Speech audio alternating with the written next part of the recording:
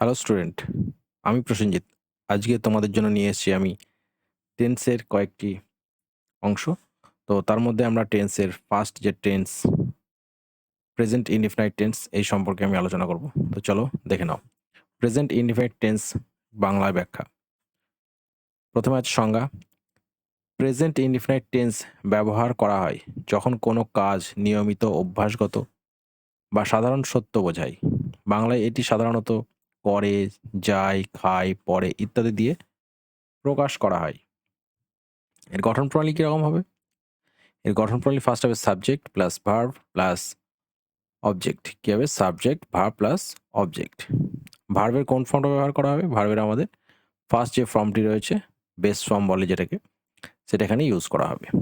কিন্তু মনে রাখতে হবে, কি মনে রাখতে হবে? কিন্তু হি, সি, ইট বা যে কোনো নাম, যে কোনো মানে কারোর নাম থার্ড পার্সন সিঙ্গুলার নাম্বার হলে, এর মানে কি? এর অর্থ হচ্ছে থার্ড পার্সন সিঙ্গুলার নাম্বার। ওকে, হি, সি, ইট যে কোনো ধরনের নাম, এগুলো হচ্ছে থার্ড পার্সন সিঙ্গুলার নাম্বার হলে ভার্বের শেষে এস বা ইএস যোগ করা হয়। এটাও মনে রাখতে হবে, ভার্বের শেষে এস বা ইএস যোগ করা হয়। তো চলো কিছু উদাহরণ দেখে নেওয়া যাক। উদাহরণ বাংলায়। ওকে, কি বলেছে? I play football. I play football, আমি ফুটবল খেলি। এর ইংরেজি কি হচ্ছে? I play football. সে বই পড়ে। ওকে, সে বই পড়ে, এর ইংরেজি কি হবে? সে বই পড়ে। যদি মহিলা হয় তাহলে বা স্ত্রী হয় তাহলে সি, না হলে হি।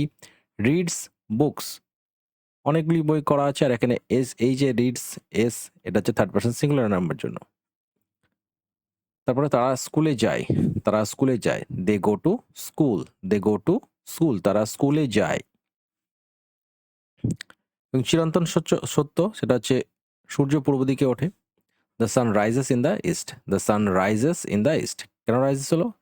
কারণ দ্য সান এটা হচ্ছে থার্ড পার্সন সিঙ্গুলার নাম্বার। চলো এর কয়েকটা ব্যবহারও দেখে নেওয়া যাক।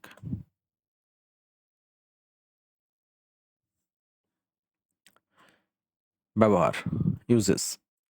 অভ্যাস বা নিয়মিত কাজ বোঝাতে, অভ্যাস বা নিয়মিত কাজ বোঝাতে আমরা এই প্রেজেন্ট ইনডিফিনাইট টেন্স বা সিম্পল প্রেজেন্ট টেন্স ব্যবহার করি। যেরকম আমি ভোরে উঠি, এটা একটা অভ্যাস, আমি ভোরে উঠি।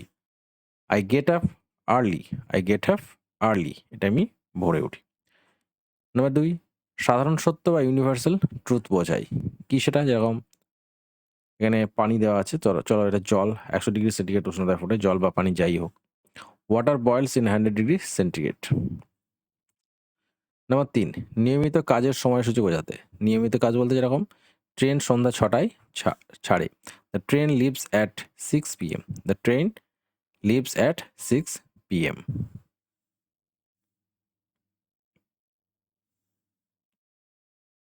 আচ্ছা, এখানে মনে রাখার কিছু টিপস দেওয়া রয়েছে।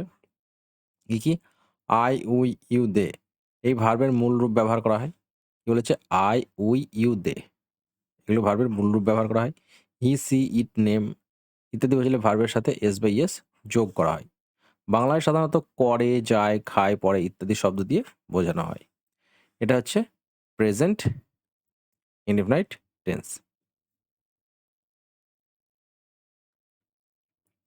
তো আজকে এটা এই পর্যন্তই। তো নেক্সট ভিডিওতে দেখা হচ্ছে।